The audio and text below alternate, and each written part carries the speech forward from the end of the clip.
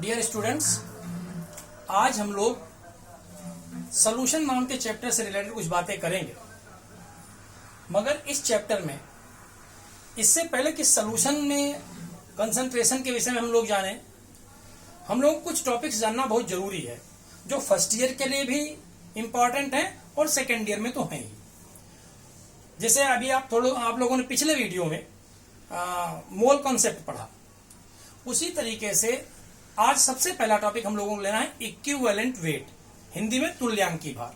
थोड़ी सी ब्रीफ जानकारी इसकी दे दूं आप लोगों को, क्योंकि जब आगे के टॉपिक्स में आप लोग नॉर्मेलिटी पढ़ेंगे तो वहां इसकी जरूरत पड़ेगी। इक्विवेलेंट वेट नाम से ही जाहिर है, इक्विवेलेंट का मतलब होता है किसी चीज से तुलना करना, इसीलिए हिंदी में इसे कहते हैं हम लोग तुल्यांकी भार। और अर्लियर डेफिनेशंस तो आप लोगों ने 9th क्लास में इसकी पढ़ी हैं। मेन जो फार्मूले हैं उनकी हम लोग बात करेंगे। इक्विवेलेंट वेट को हम लोग कैपिटल ई से डिनोट करते हैं और सिंपल कुछ फार्मूले हैं इक्विवेलेंट वेट निकालने के, उन्हें एक एक एग्जांपल लेकर इलस्ट्रेट कर लेते हैं। सबसे पहले किसी भी एलिमेंट का इक्विवेलेंट वेट अगर आपको निकालना है तो equivalent weight of any element it is equal to, नीचे ELE मीन्स एलिमेंट, तत्व, किसी तत्व का तुल्यांकी भार, उसका atomic weight upon valency, Hindi में कहें तो परमाणु भार बटे संयोजकता। सपोज कर लीजिए आपको इक्विवेलेंट वेट ऑफ सोडियम निकालना है Na, तो Na का एटॉमिक वेट 23 अपॉन वैलेंसी इसकी 1, तो आंसर आ गया 23। अगर आपको equivalent weight of suppose oxygen निकालना है, एटॉमिक वेट 16 अपॉन वैलेंसी 2, तो कितना हो जाएगा 8। इस तरीके से किसी भी एलिमेंट का आप इक्विवेलेंट वेट निकाल सकते हैं। एलिमेंट के इक्विवेलेंट वेट के बाद अगले जो बात आती है हम लोगों की, जो थोड़ा इंपॉर्टेंट है जहां से आप लोगों का, वो है equivalent weight of any acid, किसी अम्ल का तुल्यांकी भार। सिंपली हम लोग उसे ई एसिड ऐसे लिखते हैं, अम्ल का तुल्यांकी भार। फार्मूला होता है molecular weight upon basicity of that acid, Hindi में हम लोग कहते हैं अणुभार बटे क्षारकता, अणुभार बटे क्षारकता। अब यहां एक प्रश्न आता है कि ये बेसिसिटी या क्षारकता क्या है।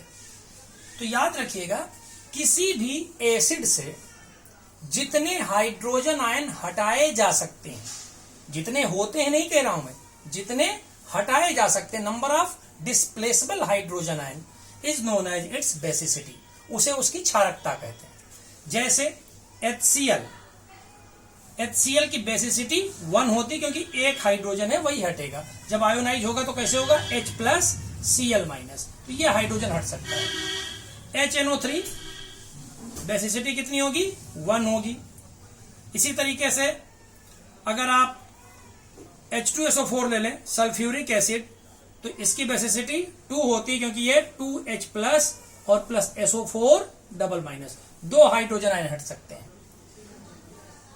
Oxalic acid COOH, single bond COOH, इसकी भी बेसिसिटी 2 होती है। याद रखिएगा, एसिटिक एसिड की अगर हम बात करें तो जनरली बच्चे इसमें गलती करते हैं, स्पेशली फर्स्ट ईयर वाले बच्चे, वो सोचते हैं यहाँ 4 हाइड्रोजन है तो इसकी बेसिसिटी 4 होगी, जबकि ऐसा नहीं है। इसमें हटता केवल 1 हाइड्रोजन है, इसलिए इसकी क्षारकता भी 1 होती है, CH3 COO- प्लस H+, यानी एसीटेट आयन और 1 hydrogen ion. H3PO4 phosphoric acid, इसकी बेसिसिटी 3 होती है, 3 हाइड्रोजन तीनों हट सकते हैं, मगर H3PO3 की बेसिसिटी 2 होती है। वो आप लोगों के नोट्स में आपको प्रोवाइड किया जा चुका है। तो जब हमें बेसिसिटी मालूम हो गई तो अब इसका इक्विवेलेंट वेट निकालने में कोई दिक्कत ही नहीं। एक एग्जांपल ले लेते हैं।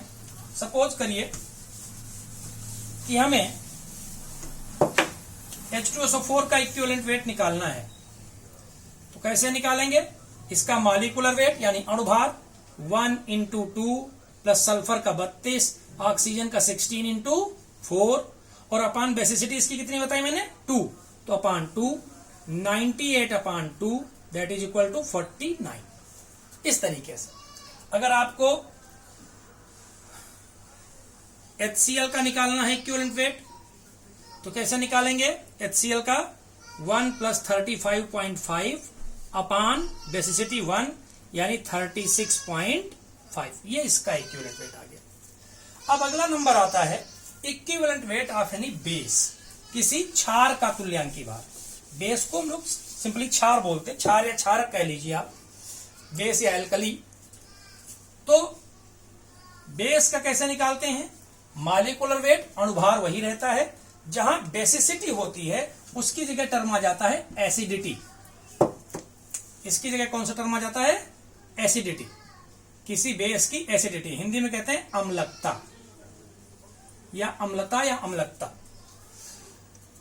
अब ये एसिडिटी क्या होती है? जैसे एसिड में जितने हाइड्रोजन आयन हटते हैं वो उसकी बेसिसिटी होती है, वैसे किसी बेस से जितने OH आयन हट सकते हैं वो उसकी एसिडिटी होती है। सपोज जैसे NaOH, कितने OH हट सकते हैं इससे? एक OH हट सकता है, इसलिए इसकी एसिडिटी 1 है। KOH एसिडिटी 1 है। NH4OH, इसकी भी एसिडिटी कितनी है? 1। CaOH होल ट्वाइस, इसकी एसिडिटी कितनी होगी? 2। अब इनमें से किसी एक का सपोज हमें इक्विवेलेंट वेट निकालना है, तुल्यांकी भार निकालना है। NaOH का ही अगर सिंपली हम ले लें तो ENaOH कैसे निकालेंगे?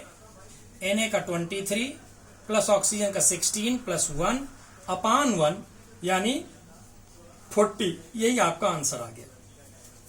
ये बेस की का इक्विवेलेंट वेट हो गया। इसके बाद होता अगला equivalent weight of any salt. किसी साल्ट का इक्विवेलेंट वेट कैसे निकालेंगे? ई साल्ट,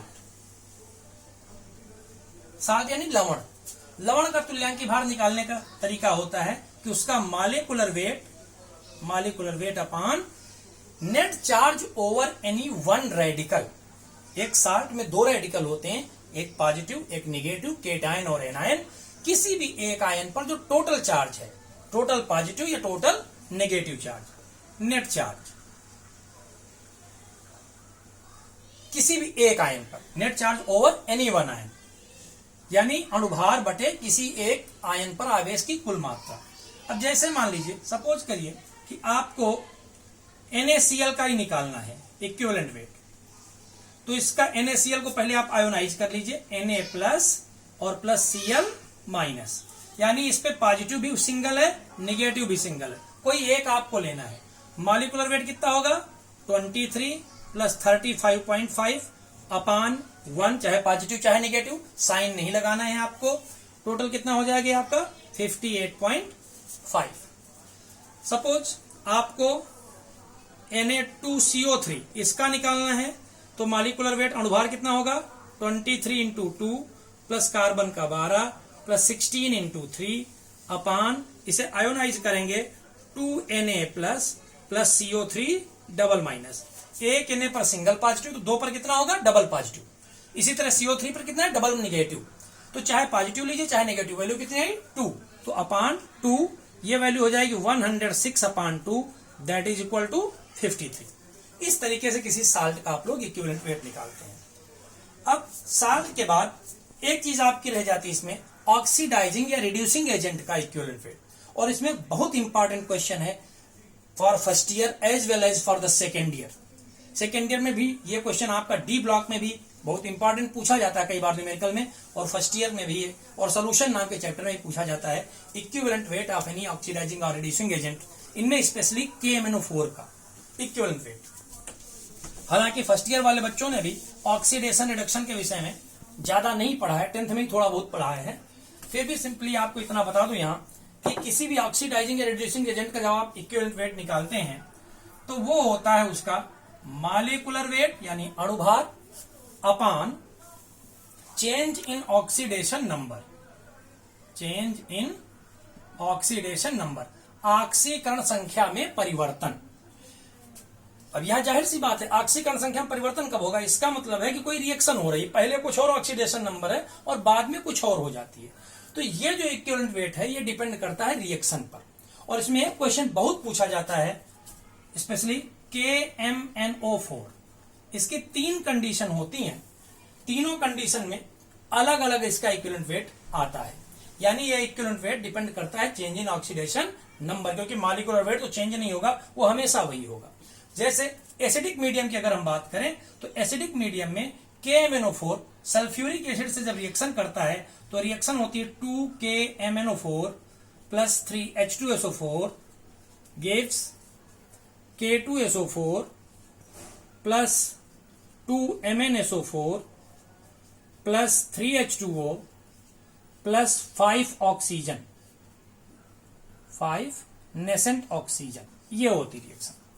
सिंपली आप इसको ऐसे भी लिख सकते हैं, क्योंकि जिन जिन एलिमेंट में ऑक्सीडेशन नंबर चेंज होती है उन्हीं को हम लोग काउंट करते हैं, तो आप इसको ऐसे भी लिख सकते हैं KMnO4 in acidic medium gives MnSO4।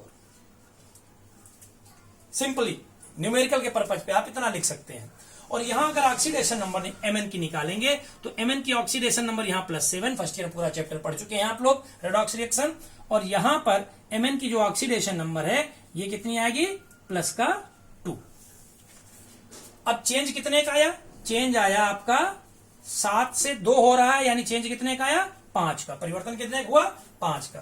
तो जब इसका इक्विवेलेंट वेट आप निकालेंगे तो मॉलिक्यूलर वेट कितना होगा इसका, पोटेशियम का 39, Mn का 55, ऑक्सीजन का 16 × 4, टोटल करेंगे 158/5 यानी 31.6। ये एसिडिक मीडियम के लिए। इसी तरह बेसिक मीडियम में अलग रिएक्शन और न्यूट्रल मीडियम में अलग रिएक्शन होती हैं, तीनों में इसका इक्विवेलेंट वेट भी अलग अलग आता है। और इसके बाद एक और सिंपल सा फार्मूला आपका बचा इक्विवेलेंट वेट निकालने के लिए। किसी आयन का इक्विवेलेंट वेट कैसे निकालते हैं, तो आयन का इक्विवेलेंट वेट निकालने के लिए जो तरीका होता है वो ये होता है कि आयन का formula wait, equivalent weight of any ion, उसका फार्मूला वेट, फार्मूला भार बटे नेट चार्ज, उस पर टोटल चार्ज कितना है।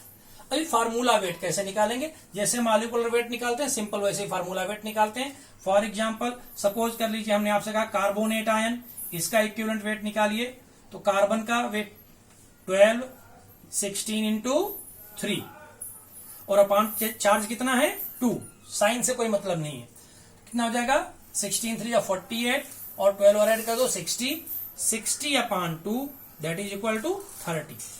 इस तरीके से आयन का इक्विवेलेंट वेट निकालते हैं। ये सिंपली आपको मैंने इक्विवेलेंट वेट से रिलेटेड टॉपिक बताया, क्योंकि अगले टॉपिक में नॉर्मेलिटी में इसकी जरूरत पड़ेगी। अगले टॉपिक को आप लोग अगले वीडियो में देखेंगे। Thank you.